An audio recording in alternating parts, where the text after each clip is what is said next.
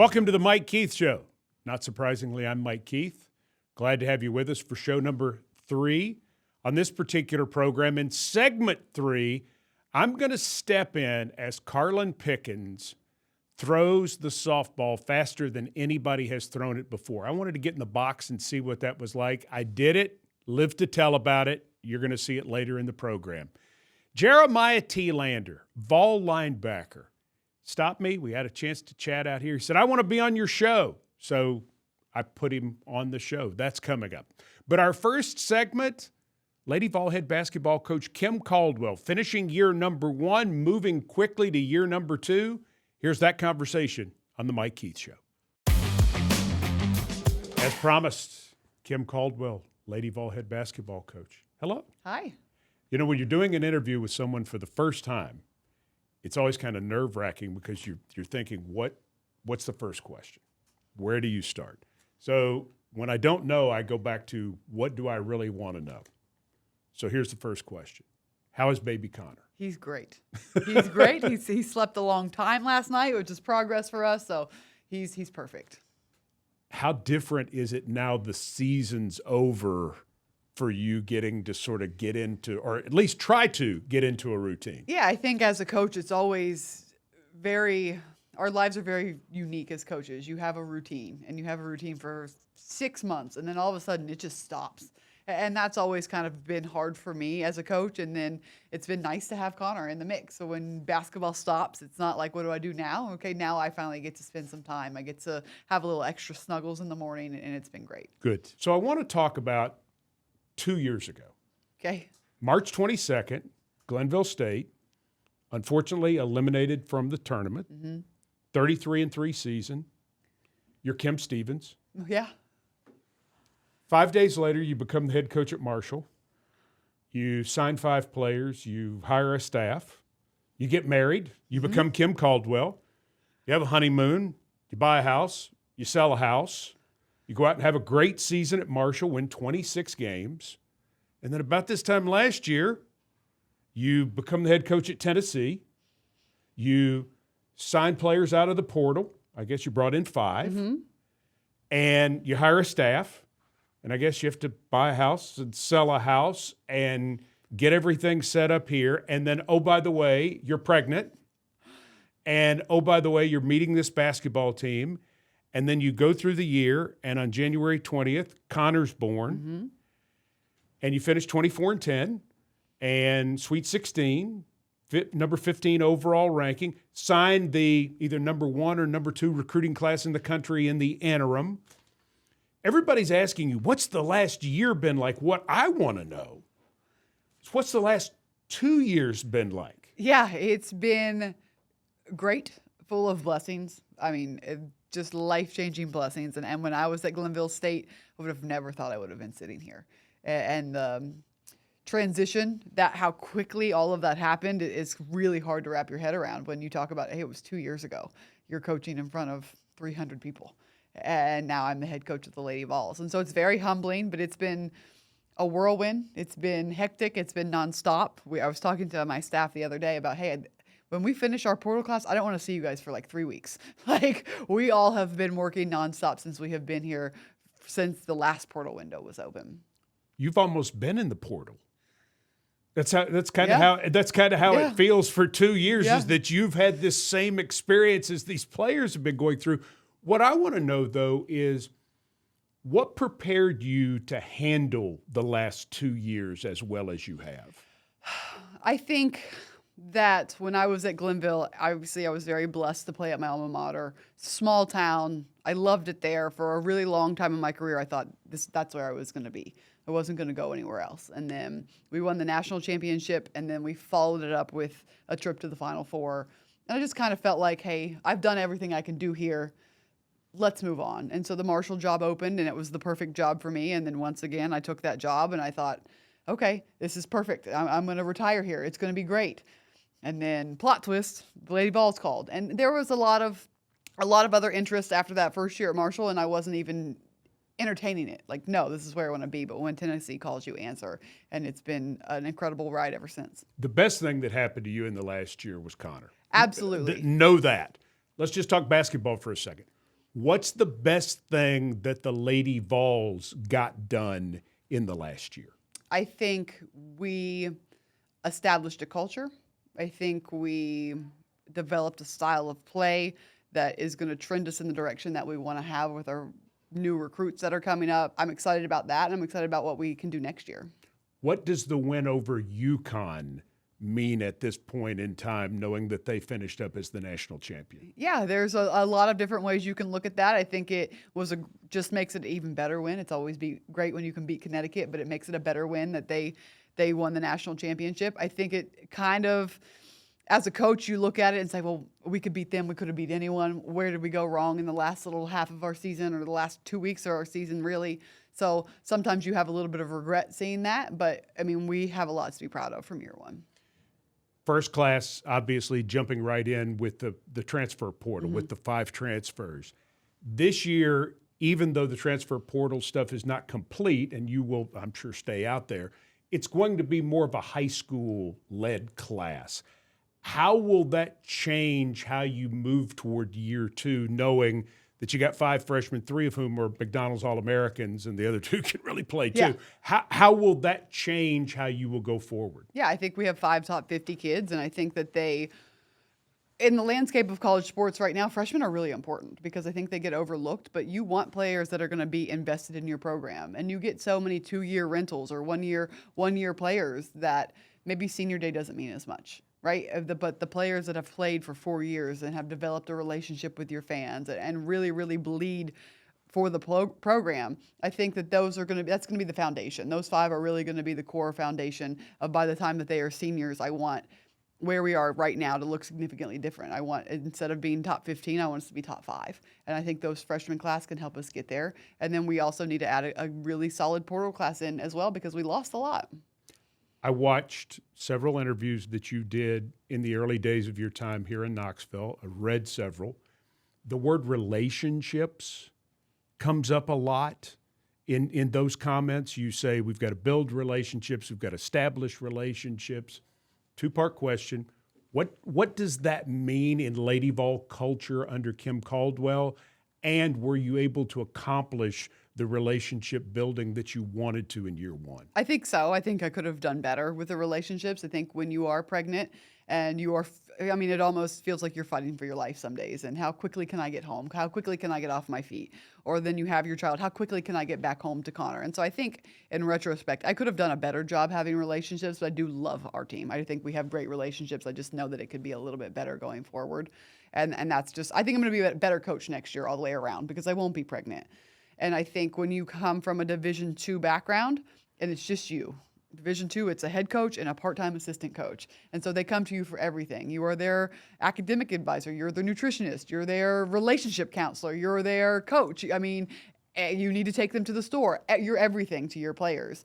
And then you get here, you get to this level, and you have so many people. I remember one of our first team meetings, probably our very first team meetings, and we were just going through everything. Like they were going through compliance and they were going through nutrition and they were going through mental health. I mean, everything. And there were probably, I think, 14 people in the room to talk to them about the different services. And I'm sitting there thinking 2 years ago, I was every single one of those people. And so your players really have to have relationships with you at smaller levels. And I wanted to make sure that that is not something that goes away now that I have other people that they can go to, that they still need to be able to come to me. I think that's going to be really important in the future, just because Division I, there's no reason for them to ever come to the head coach. And sometimes they're a little bit scared to. And I just don't want that to ever be who I am. So because you've done those jobs and because when you hear these people talking about the specific roles, you know what they're talking about, is it hard to let go a little bit? It is hard to be second. Yeah, it is. I mean, I don't ever want to do some of these other people's jobs anymore. It's great, right? They're significantly better at their job than what I would be trying to do. But it is sometimes hard that you're not the first call. So I know you get Pat Summitt questions all the time and you get mentions, but you made me think about something when you were talking about being pregnant and going through that. I remember when Pat was pregnant with Tyler. There's actually a picture of me in the hospital with her at St. It's hard to believe. We're gonna have to pull that out. It's there. It was in the documentary. Okay. People went, "That's you. What are you doing? Did you break into her hospital?" No, I was invited. But The thing that I remember about that was really interesting is because Pat went through that, there was a vulnerability to her that she had to show those players that maybe she had never shown before. And so players, in seeing that other side, felt a different sort of way about her. There was maybe a deeper connection. Do you sense that some of that vulnerability maybe was helpful in building those relationships a little bit in year one? I do think so. I think our players were very understanding. They were great. They always ask about Connor. Even when I was pregnant, they would talk to Connor. I mean, so I do think it made us closer. I also think on the other end of the spectrum of it, anytime you're a female and you give birth, I mean, my sympathy level for a sprained ankle has gone down. I mean, suck it up. I just had a baby. Get back on the floor. That's strong. All right. So the other thing that I loved, and I've read this multiple times in articles over the years, we want to be a team that people hate to play. Have you established that yet? I don't think we have. I think we have at times. I think we could play a little harder. I think we could be a little more aggressive. I think we could really turn it up a notch. And so that's great as a coach. Year one, Sweet 16, finished top 15, and we have more in the tank. So I don't think we're that team yet, but hopefully that's the future. How many questions did you get about your substitution pattern? A lot.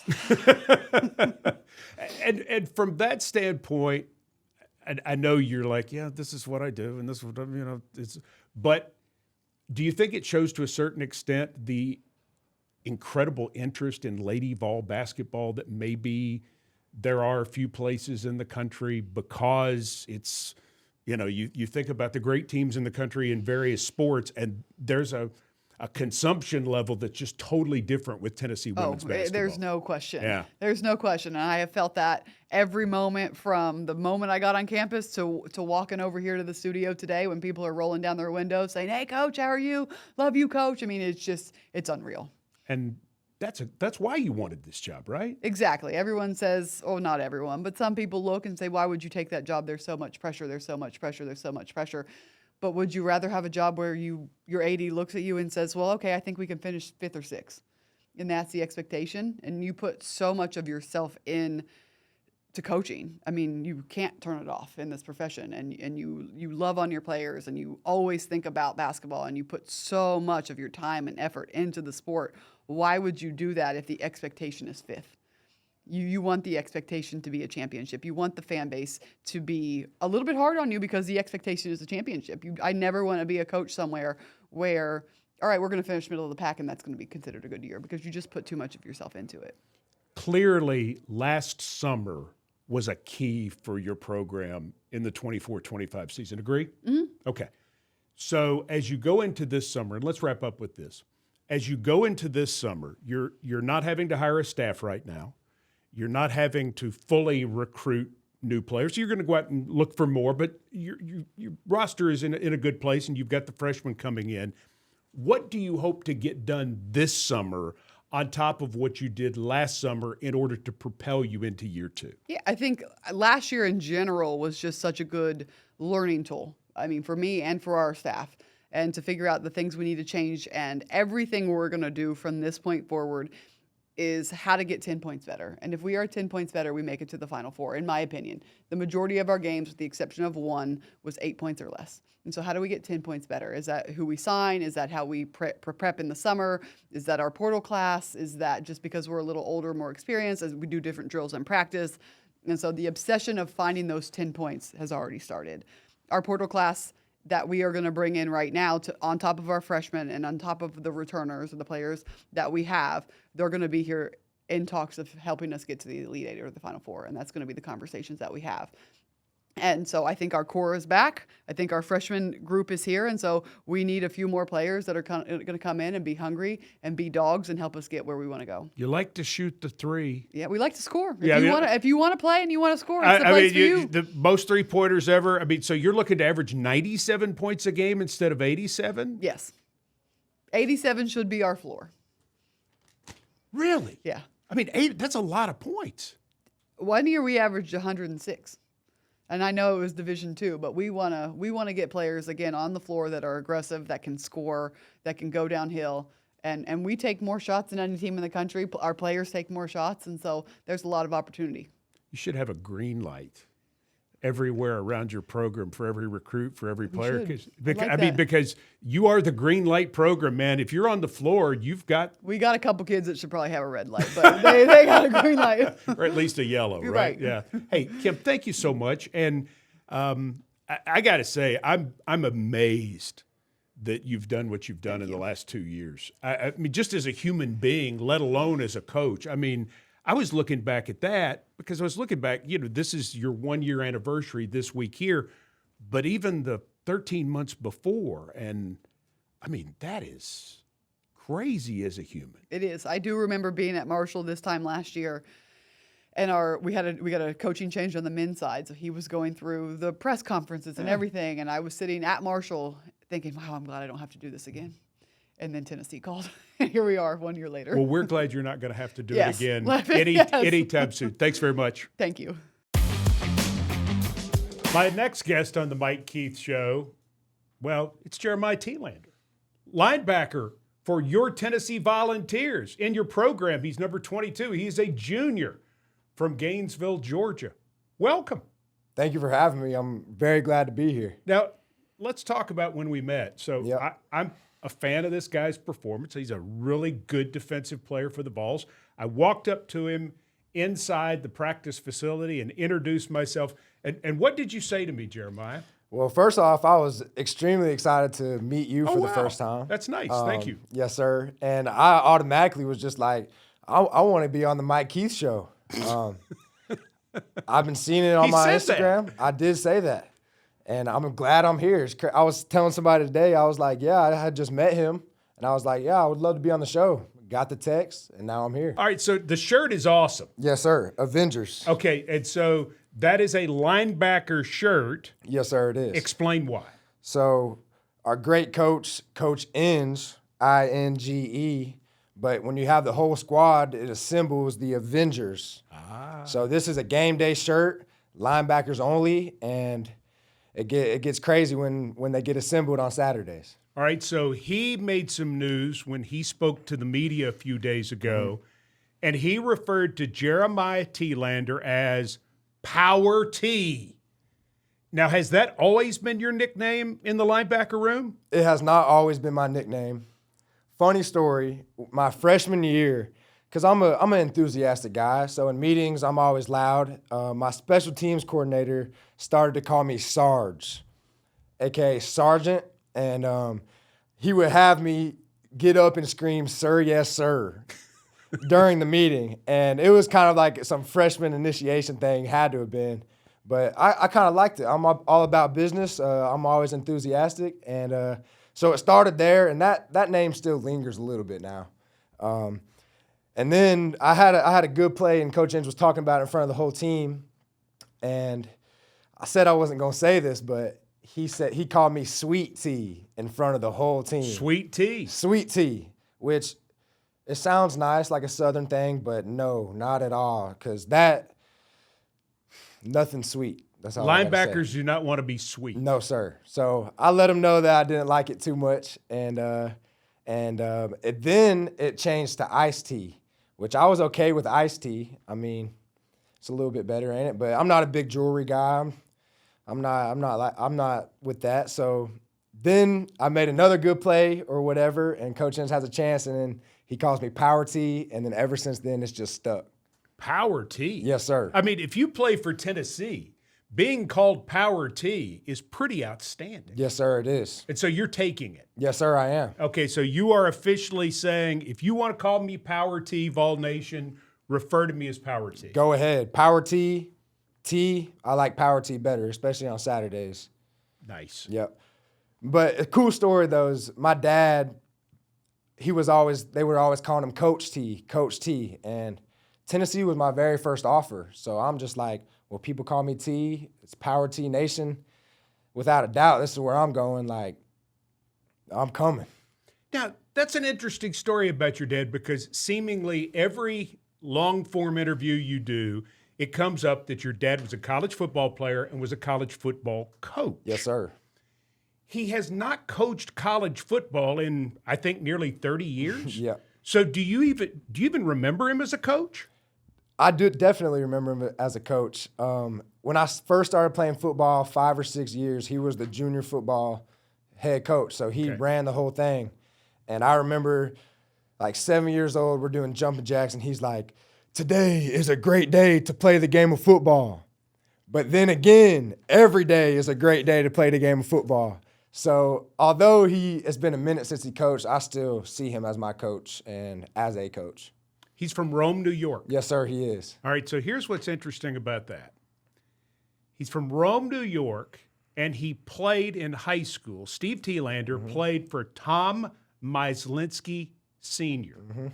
Now, some of you watching the show are saying, wait a minute.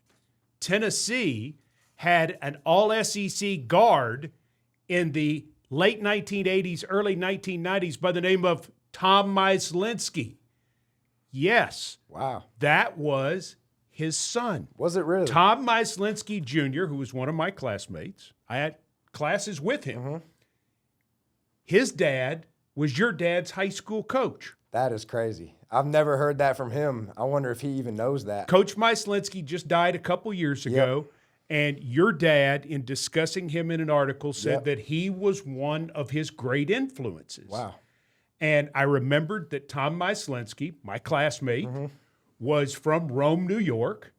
And so it turns out he is the son of your dad's high school coach. That is crazy. It's a circle. It is. It's a small world. And he always tells me about how it's a small world, and I've never heard that story before. I'm going to call him right after this and tell him that. Yeah.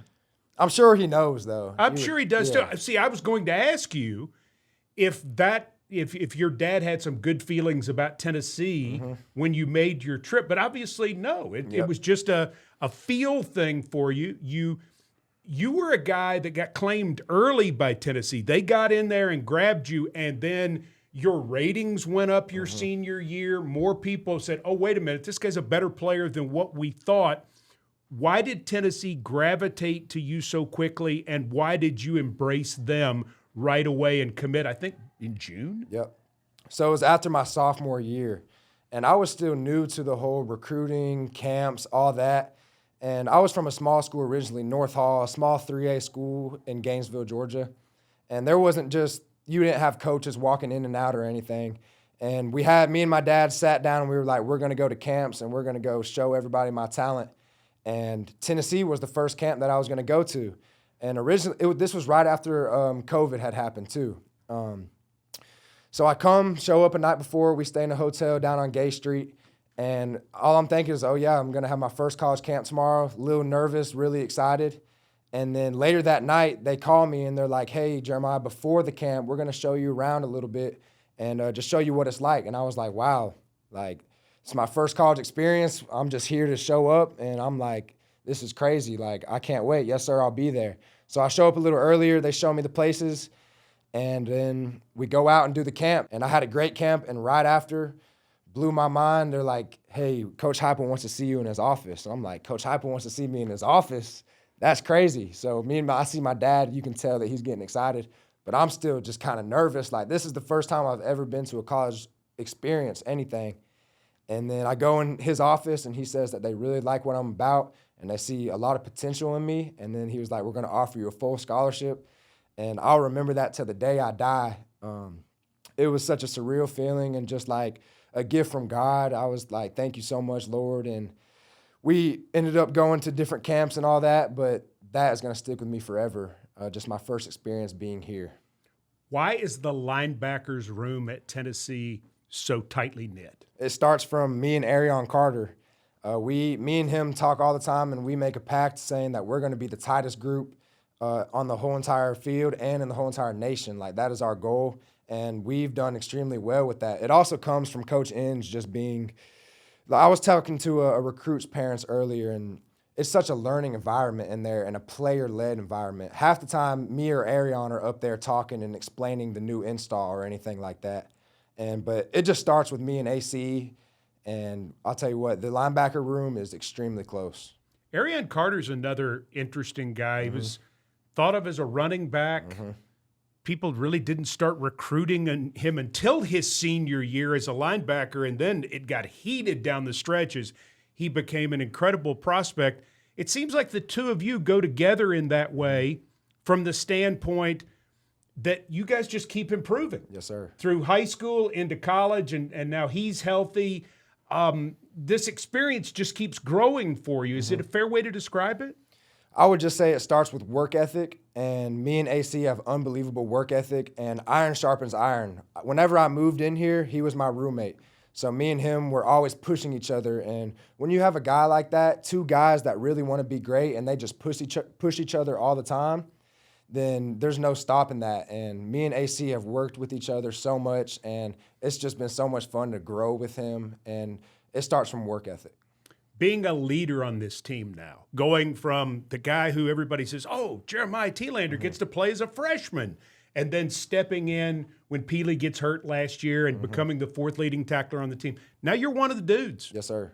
On a defense that was Tennessee's best in years. How much responsibility, pressure, whatever you want to call it, taking over that mantle as one of the leaders? With great power comes great responsibility, and stepping into that role is something that I've always dreamt about doing and worked to, and it really just comes with having confidence and courage to step up and be in that role. And just knowing that you have influence over a lot of people just really wakes me up and gives me just a little bit more every morning, knowing that people are looking up to you, and just setting the standard of what it's supposed to look like, because people come and go. Like, we have greats that have been here and that I learned from, and now they're gone, and now it's like, you can't just let that go. You have to continue to bring it down the line. And it's just every day I wake up and just want to influence people in the right way and set the Tennessee standard. You love going to school here. Yes, sir, I do. Somebody said that there is nobody who enjoys the whole Tennessee experience maybe more than Jeremiah Telander. Yes, sir. Why? I remember when I first committed, I told myself that whenever I'm going to go there, I'm going to bleed orange. Like, I'm going to be the biggest Tennessee fanatic ever. And because God blessed me with the opportunity to come here, and I have this one shot, and I feel like I can't let any moment pass up.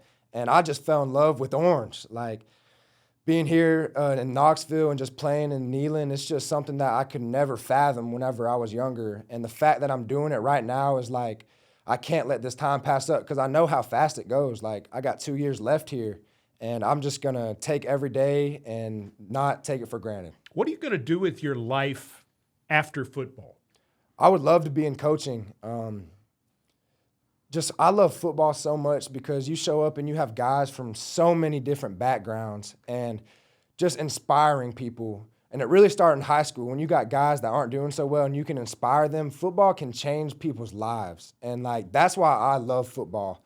And that's why, like, I'm the leader that I am, because I want to inspire my teammates and the whole entire team. So I would love to be into coaching. I just can't see myself getting away from this game. You don't want a talk show? Because I'm going to have to give this up at some point. I mean, you can take it over.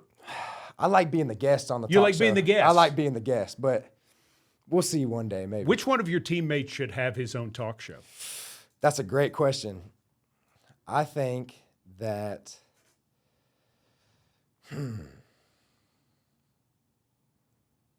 I would say Bryson Eason. Bryson Eason. And people might not think that, but I just think that if he sat down in a podcast environment, he would just have such a good time and, like, crack up great jokes. No kidding. Yeah, I think so. He appears so mean on the field. Nah, I think if you sat him down in a podcast environment, I think he'd make a great podcast. So Bryson Eason needs his own show. Yeah. All right. Spring practice wrapping up. Orange and white game on Saturday.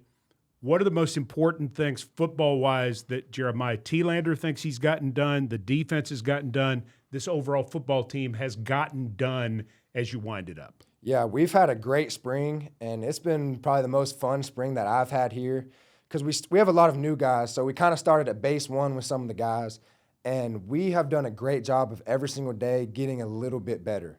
And it's not an overnight thing, but each day we come in and out and there's improvement. And that's the biggest thing you want to see out of the guys, is a constant step forward in the right direction. And I think that offense, defense, all across the board, we have done that. And we've played smart too. We've came out super healthy, and we've just had a great time. And we've gotten closer as a team too. It's impressive watching you practice, because you get after one another, but you get a sense you're taking care of one another, which is what a really good football team does to get practice as good as it can be. Yes, sir. You know, overall, it's been impressive to watch you guys. I'm so glad you said you wanted to come on the show. Yes, sir. They asked me, they said, who should we get as a guest? I said, well, Jeremiah Telander said he'd do it. Yes, sir. I'm glad to be here. I wish you had some enthusiasm. Man. I wish you did. Hey, I'm trying to bring the juice. Could you try to develop? You mean your power team? Yes, sir. I know it. Thank you, my friend. Yes, sir. Thank you, sir. Keep up the good work. I will. Appreciate Jeremiah you. Telander, power team. Yes, sir. Right here. Our first field trip, Sherri Parker Lee Stadium, Lady Vols softball. This is Karlyn Pickens. Hi. Welcome. Welcome. Welcome. Thank you. Thanks for letting us come out and see you. Now, Karlyn Pickens, one of our great Carolina Vols. We have quite a tradition with our Carolina Vols. She may be the most famous person ever from Weaverville, North Carolina. Right. North Buncombe? North Buncombe. Blue Hawks? Blackhawks. Blackhawks. Yeah. That's close. Okay. Now, what's important here is Karlyn Pickens is on the Everything Orange podcast this week, and Sarah says it's great. It went great. Okay, so I'm not going to talk about all sorts of things. I'm here because I played baseball in high school, and I was a catcher, and we had a guy who threw for us who actually went to UT with me, and he hit close to 90. And so he would bruise my hand. I'd have to wear a pad, the whole thing. Yeah. But it was always interesting to catch him. And when you're a catcher, like Jackie Kirkpatrick is, you're always watching pitchers in any sport. You're thinking, man, I'd like to see that. Right. Yeah. So on March 24th, when you threw 78.2 miles an hour, the fastest pitch ever in softball, I was like, man, I would like to see that. Yeah. I would too. I'd love to be in the box to see it too. Okay, so I said out loud, maybe they would let me go over and stand in the box and see this happen. I didn't think anybody would really do it, Karlyn. We said yes. We said yes. So I'm going to stand in the box and watch Karlyn Pickens throw one right by me so I can experience what it's like. This right here is the National Pitcher of the Week, by the way. 0.94 ERA. She is rolling. Won 15 games already this year. The best of the best. And I'm going to get to stand in and to experience it. Jackie, how fast would you estimate that is? Right now? Right now. Truthfully? Probably like 75, 76. Okay. Does it hurt your hand? Right now. Does it hurt your hand? No. Hey, Karlyn, can your dad still catch you? He does actually. Yeah, over He Christmas sits on break. he sits on a bucket and. Yep. All right, so I just jump in. Just jump in. All right. We're gonna go fastball outside. Fastball outside. No inside work today. All right, let's see. Let's see it. Wow. I would love to catch her. It's got to be fun, right? Yeah, it is. It's really fun. What's the hardest thing about catching her? Her? Yeah. I'm worried I'm not quick enough. You're worried you're not quick enough. Yeah.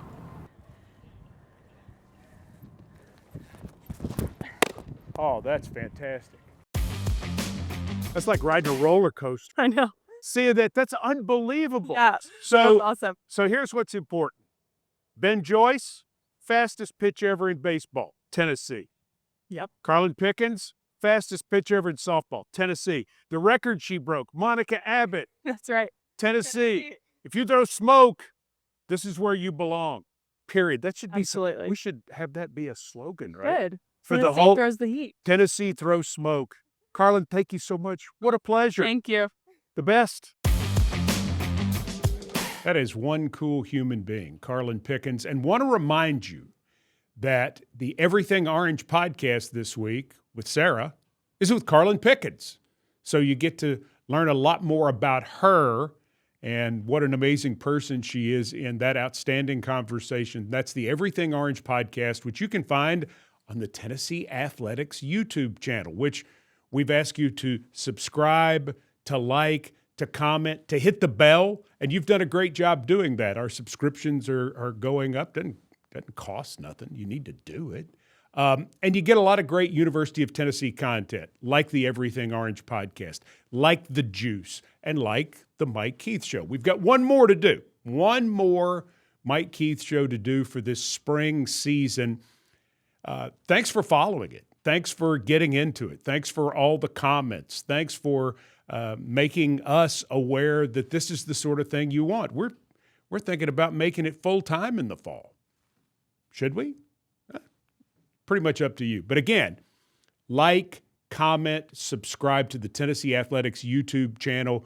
We love having you as part of it, and we're going to keep pumping out the content all spring. See you at the Orange and White game on Saturday at Neyland Stadium. And all weekend long, remember, go Vols.